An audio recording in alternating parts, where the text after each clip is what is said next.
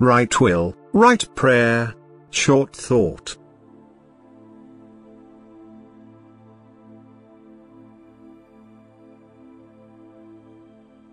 The right will also guarantees the right prayer.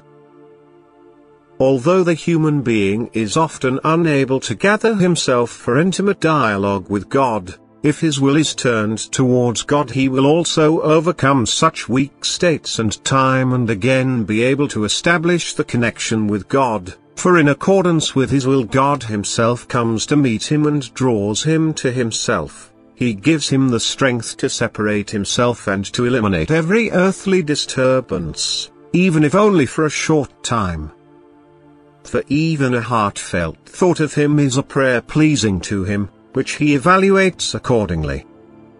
And the coming time will often confront the human being with this test of will, for it will so assail him that it will be difficult for him to hold a prolonged dialogue with God in complete seclusion. And yet he will not leave his children in adversity, and his children are all those who strive towards him, who want to live in his pleasure, who use every opportunity to hold a dialogue with him, who thus pray intimately because they want to belong to him and need strength and help to do so.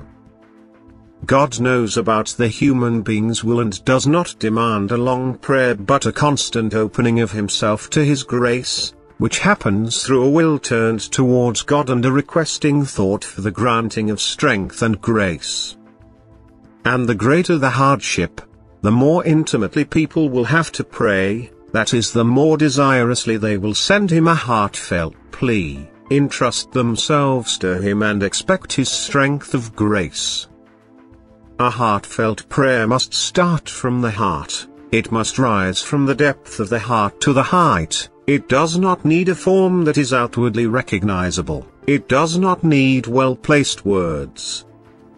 The earthly child must devote itself to its father in loving intimacy, trustingly present its adversity to him and ask for averting it or for strength to endure everything God imposes on it.